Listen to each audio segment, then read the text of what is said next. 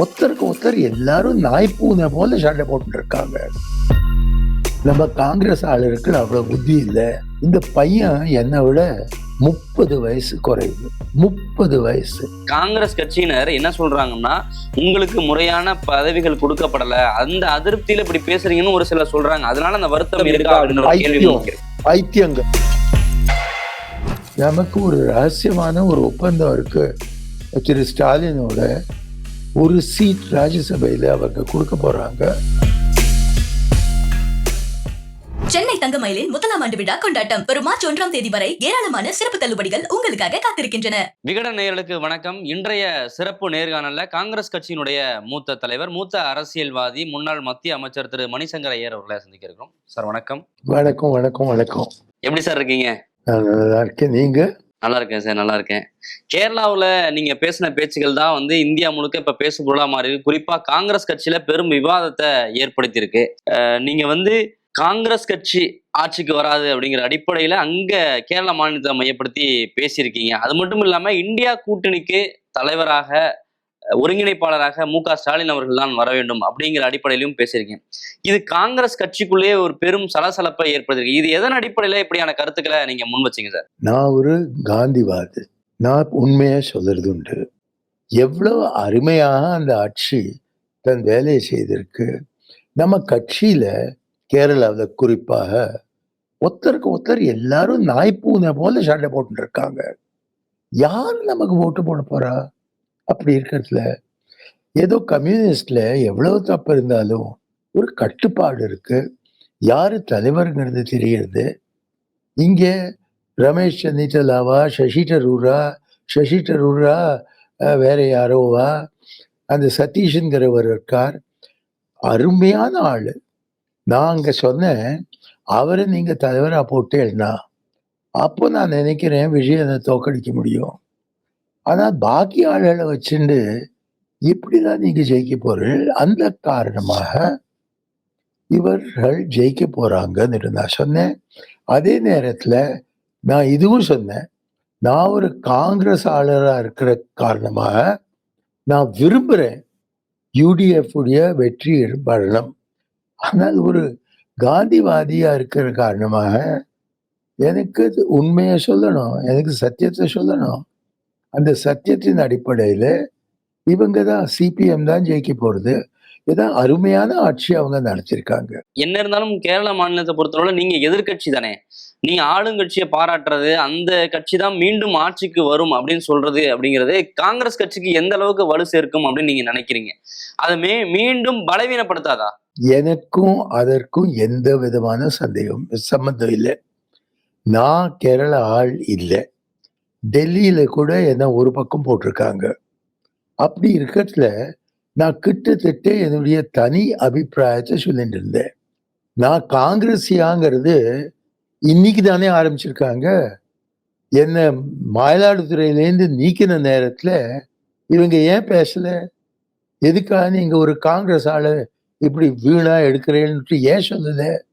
அவங்களுக்கே புரியறது இல்லை யாரு காங்கிரஸ் மூத்த தலைவர், யாரு நேத்திக்கு வந்தவர்.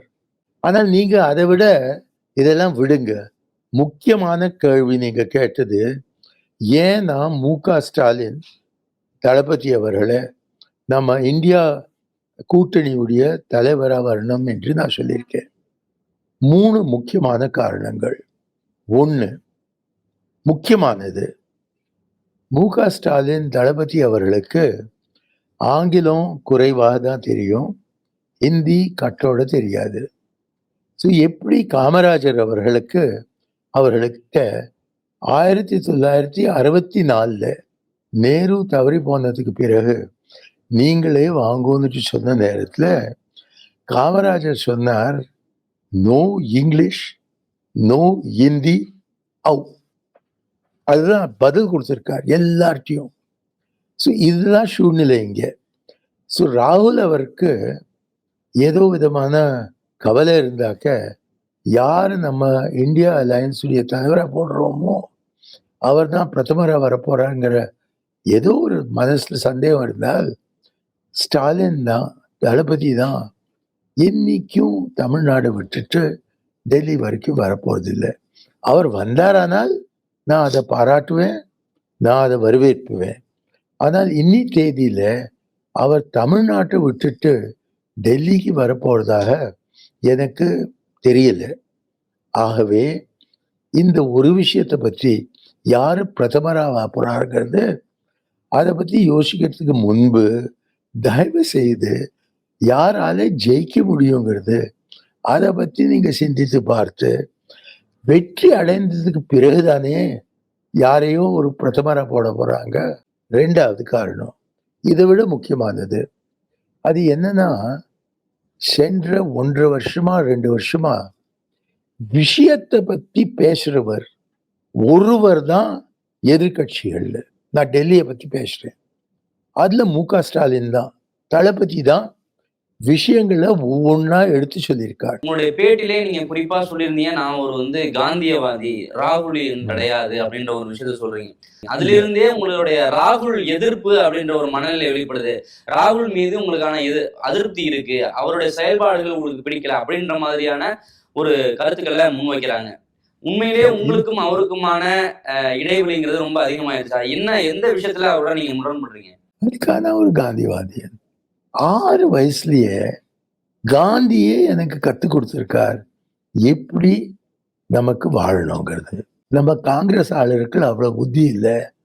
நான் தன்னை இந்திராவாதின்னு சொல்லவில்லை. அதை எடுத்து எனக்கு குற்றம் சொல்லாமல் இருக்காங்க.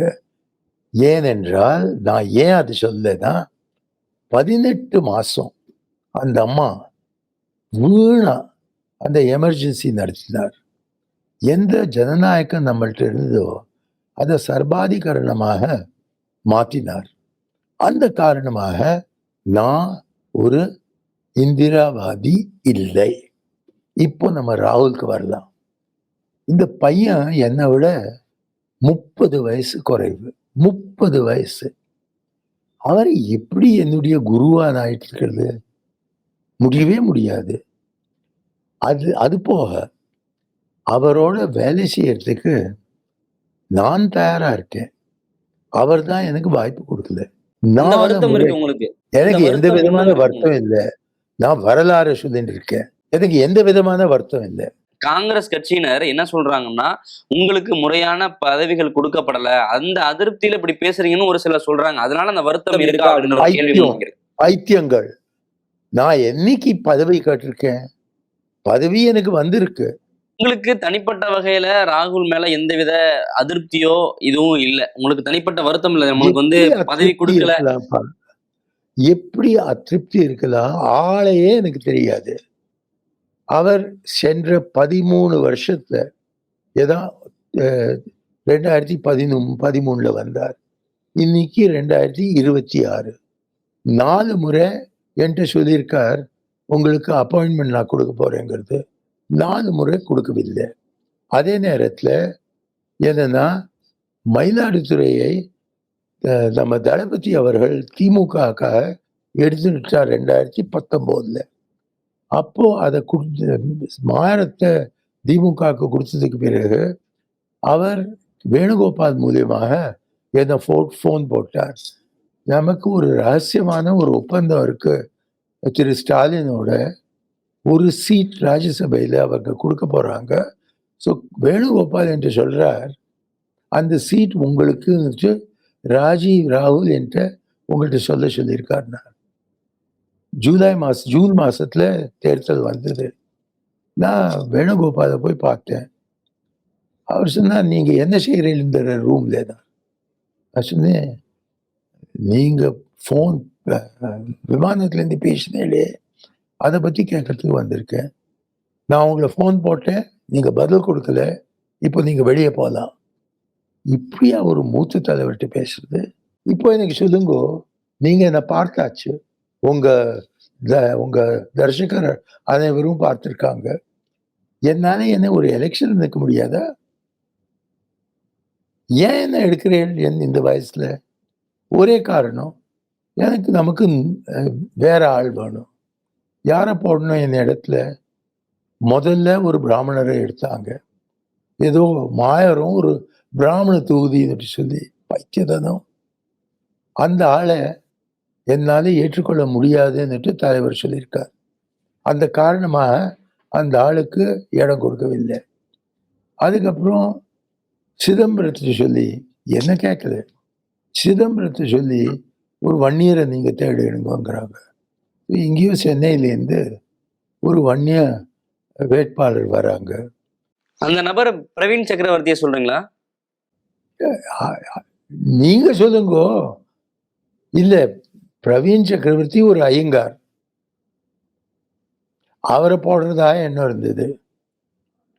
ஆனால் திரு மு.க. ஸ்டாலின் அவர்கள் இந்த ஆளுக்கு நம்ம ஆதரவு கொடுக்க மாட்டோம் என்றார். ஆகவே அவருடைய இடத்துல முதல்ல சொல்றாங்க இது ஒரு பிராமண தொகுதி, அதுக்கப்புறம் சொல்றாங்க இல்ல நமக்கு இபிசியை போடணுங்கிறாங்க, எக்ஸ்ட்ரீம் பேக்வர்ட் காஸ்ட். ஆகவே எங்கிருந்தோ ஒரு இபிசி வேட்பாளரை தேடி எடுங்கோங்கிறாங்க. அந்த அம்மா பெரிய அளவில் ஜெயிச்சுட்டு வந்தார். இந்த பிரவீன் சக்கரவர்த்தி தொடர்ந்து திமுக காங்கிரஸ் கூட்டணிக்கு எதிராக வந்து ஒரு என்ன கேட்கிறேன் பிரவீன் சக்கரவர்த்தியை பத்தி? உங்களுக்கு நன்னா தெரியும், நீங்களே தனியா சொல்லுங்கோ. என் வாயில பிரவீன் சக்கரவர்த்தியை பத்தி ஒன்னும் எந்த வார்த்தையும் போடாதீங்க. உங்களுக்கு தெரியும் யாருங்கிறது. ஸோ நீங்களே யோசிச்சுக்கோங்க. அதை புரிஞ்சுக்க முடியுது. உங்களுக்கு அங்க வாய்ப்பு கொடுக்கப்படல, மறுக்கப்பட்டுச்சு, இப்படியான விஷயங்கள் சொல்றீங்க. ஆனா இப்ப வர இருக்கிறது சட்டமன்ற தேர்தல் இல்லையா? இப்போ நீங்க இருக்கக்கூடிய நாடாளுமன்ற தேர்தல் விஷயங்களை இப்போ பேசுறது அப்படிங்கிறது இந்த சட்டமன்ற தேர்தல்கள்ல வந்து காங்கிரஸ்க்கோ எதிர்வினையை வந்து உருவாக்காதா? என்ன யாராவது கூப்பிடுவாங்களாங்கிறது எனக்கு தெரியாது அங்க வந்து பிரச்சாரம் செய்யறதுக்கு. என்னுடைய தனி அபிப்பிராயம் என்னன்னா, திமுகவோட எந்த கூட்டணி நம் வெற்றிகரமாக சென்ற 20 வருடத்துல நாம் உருவாக்கியிருக்கோமோ அதை விட்டுட்டு ஏதோ ஒரு நடிகர் பின்னாடி நமக்கு கூடுதலா சீட் அங்கதான் கிடைக்கும், ஆட்சியில இவர் வந்தாரானாக்க நமக்கும் மந்திரி பதவி கிடைக்க போறது அந்த நப்பாசையில நம்ம திமுக விட்டுட்டு விஜயனை போய் பிடிச்சோமானால் முதல்ல விஜய்க்கு வெற்றி வரணும் இல்லையா? ஜெயலலிதா, கருணாநிதி, இவங்க எல்லாரும், அண்ணாதுரை, இவர்கள் எல்லாரும் சினிமாலேருந்து தான் வந்தாங்க அரசியல். உண்மை என்னன்னா அவர்கள் தன் அரசியலுக்காக சினிமாவை உபயோகப்படுத்தினாங்க. ஆனால் எம்ஜிஆரும் அப்படிதான். எல்லாரும் திராவிட அடையாளத்தை முன்னேறி கொண்டு வரத்துக்கு எப்படி பிராமணர்கள் அவர்களை தொந்தரவு செய்துன்னு இருந்தாங்கிறது சொல்லறதுக்கு அவர்கள் இந்த சினிமா மீடியமை உபயோகப்படுத்தினாங்க. ஆனால் யாரெல்லாம் நடிகராக இருக்கிற காரணமாக அரசியல்ல வர விரும்புகிறாங்களோ, சிவாஜி கணேசனா இருக்கட்டும், ராஜ்குமாரா இருக்கட்டும், இவர் கமலஹாசனா இருக்கட்டும், ஒரு கேப்டன் விஜயகாந்த்ங்கிறவர் இருந்தார், அவரா இருக்கட்டும், இந்த விஜயனா இருக்கட்டும், இவங்க எல்லாரும் நடிகர்கள் அரசியல்ல வர விரும்புறாங்க. எல்லாரும் தோத்துருக்காங்க. அப்படிப்பட்ட சூழ்நிலையில இந்த விஜய் எப்படிதான் வரப்போறார்? பைத்தியத்தனம் இப்படி நினைக்கிறது. ஆனா தமிழக காங்கிரஸ்ல ஒரு சிலர் விஜயோட கூட்டணியை விரும்புறதாகவும், விஜயோட கூட்டணி வச்சா கேரளாலலாம் வந்து காங்கிரஸுக்கு செல்வாக்கு கிடைக்கும், இப்படியான கருத்துக்கள்லாம் சொல்றதாகவும் ஒரு கருத்து முன்வைக்கப்படுது. அதை நீங்க எப்படி பாக்குறீங்க? நான் அதை ஏற்றுக்கொள்றது இல்லை. அவங்களோட சண்டை போடுறதுக்கு வரணுமா? இல்ல, அது உண்மை இல்லைன்னு நான் சொல்றேன். அது என்னுடைய அபிப்பிராயம். வர நாள்கள்ல நான் தப்பு சொல்றேன்னா அவங்க தப்பு கருத்துல இருக்காங்களா அது தெரிஞ்சிடும். இந்த கூட்டணி மாற்றம் அப்படிங்கிற ஒரு சலசலப்பு எதிலிருந்து தொடங்குது அப்படின்னு பார்த்தோம்னா, ஆட்சியில் பங்கு, அதிகாரத்தில் பங்கு, அதிக சீட் அப்படின்ற ஒரு கோரிக்கையை முன் வச்சுதான் இதெல்லாம் கொண்டு வராங்க. இந்த விஷயங்களை நீங்க எப்படி பாக்குறீங்க? ஒரு மூத்த காங்கிரஸ் தலைவரா நீங்க இந்த விஷயங்களை, ஆட்சியில் பங்கு அப்படின்ற ஒரு விஷயத்த எப்படி பாக்குறீங்க? தமிழகத்துல சாத்தியமா? தமிழக முதலமைச்சர் ஸ்டாலின் அது ஒத்து வராது அப்படின்னு ஒரு கருத்தை முன்வைக்கிறாரு. உங்க தரப்புல இருந்து நீங்க அதை எப்படி பாக்குறீங்க? நான் ஸ்டாலின் அவர்கள் சொன்னதோட என்னுடைய குரலை சேர்க்கிறேன். சென்ற 60 ஆண்டுக்கு மேல நமக்கு எந்த விதமான வாக்கு கிடைக்காது. ஏன்னா நம்ம தனியா நின்ற போது 2014 கார்த்திக் சிதம்பரத்துக்கு 1,00,000 ஓட்டு கிடைச்சது. பாக்கி எல்லாருக்கும் ஒரு 50,000 கிடைச்சது. ஸோ அப்படி இருக்கிற சூழ்நிலையில நீங்க என்ன கனவு பார்க்கிறீர்கள்? எவ்வளவு சீட் நமக்கு ஸ்டாலின் அவர் கொடுத்தாலும் அது நமக்கு போதும். ஏன்னா அந்த அளவுக்கு தான் நம்மளால ஜெயிக்க முடியும். நீங்க என்னமோ ஒரு நடிகரை துரத்துண்டு போய் அவர் நமக்கு 100 இடம் கொடுக்க போறாங்க, நமக்கு 50 மந்திரி கிடைக்கும் யோசிச்சுட்டு இருந்தேன். என்ன கனவு பார்க்கிறீர்கள்? என்ன கனவு பார்க்கிறீர்கள்? உண்மை என்னன்னா, டெல்லியில ராகுல் காந்திக்கு காங்கிரஸ் ஆளர்களுடைய வாக்கும் தமிழ்நாட்டுடைய வாக்கும் ரொம்ப அவசியம். அந்த 39 சீட் திமுக வகையிலையோ அல்லது காங்கிரஸ் வகையிலையோ அவருக்கு கிடைத்தால்தான் இன்னைக்கு இருக்கின்ற 100 இடங்கள் அவரால் காப்பாற்றி வைக்க முடியும்.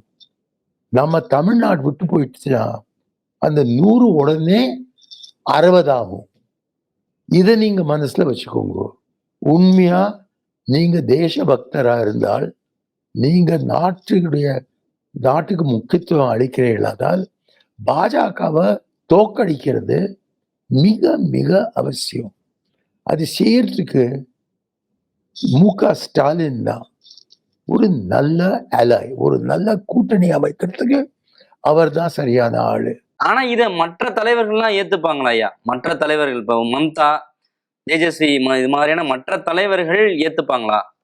அது அவங்களுக்காளுங்க. எதுக்கும் உரிமை உண்டு என் அபிப்பிராயத்தை கொடுக்கறதுக்கு. மு.க. ஸ்டாலின் அவர்களை இந்தியா கூட்டணியோட தலைவரா முன்னிறுத்துற அளவுக்கு நீங்க பேசுறீங்க. ஆனா தமிழக காங்கிரஸ்ல திமுக கூட்டணியே வேணான்ற அளவுக்கான பனிப்போர்கள்லாம் நடக்குது, நீங்க பார்த்திருப்பீங்க. அதை நீங்க எப்படி பாக்குறீங்க? எனக்கு தெரிஞ்ச அளவுக்கு செல்வ பெருந்தகை இந்த கூட்டணி அமைக்கணும் என்று சொல்லியிருக்கார். அதே நேரத்தில் கே.சி. வேணுகோபால் பேசியிருக்காரா சென்னையில், இல்லை இதே கூட்டணி நான் வச்சுக்க போறோம். ஸோ யாரு எந்த சின்ன தமிழர்கள் தன்னையே தலைவர்னு சொல்லிட்டு திமுகவோட நமக்கு கூட்டணி சேர்க்கக்கூடாதுன்னு சொல்லிட்டு வராங்களோ அவர்களுக்கு என்ன பதில் நான் கொடுக்கறது? ராகுல் அவர்கள் முன்னெடுக்கிற விஷயங்கள்லாம் வெற்று முழக்கங்கள் அப்படின்னு நீங்க சொல்றீங்க இல்லையா? அதை எதன் அடிப்படையில் நீங்க சொல்றீங்க? ஏன்னா இன்னொரு பக்கம் ஸ்டாலின் வந்து தீர்க்கமா வந்து எதிர்க்கிறாரு அப்படிங்கிறத புரிஞ்சுக்க முடியுது மத்திய அரசை. மதச்சார்பின்மைக்கு ஆதரவா அவர் வந்து போராடுறாரு அப்படிங்கிறத புரிஞ்சு. ஆனா ராகுல் அந்த முன்னெடுப்புகள்லாம் செய்யல அப்படின்னு நீங்க சொல்ல வர்றீங்களா, இல்ல அது போதாம இருக்கா? நீங்க என்ன சொல்ல வர்றீங்க? என்ன கேட்டாக்க தெளிவாக இந்த விஷயங்களை பற்றி பேசுறதுக்கு இதுவரைக்கும் மு.க. ஸ்டாலின் அவர்கள் தான் தெளிவாக தன்னுடைய பொசிஷனை, தன்னுடைய அபிப்பிராயத்தை சொல்லி வச்சிருக்கார். இங்க காங்கிரஸ்ல அவ்வளவு தெளிவாக சொல்லலை. நான் ஒரு சவால் இட்டேன் சமீபத்தில். 5ஆம் தேதி மை மாதம், 5ஆம் தேதி 5வது மாதம் 1989க்கு ராஜீவ் காந்தி நாடாளுமன்றத்தில் பேசுறார், மக்களவையில். அவர் என்ன சொல்றாருன்னா, ஒரு செக்யுலர் இந்தியா தான் பொழைக்க முடியும். நம்ம இந்தியா செக்யுலரா இல்லாமல் இருந்தாக்க ஒரு கால் இந்தியாவுக்கு பொழைக்க கூடாது.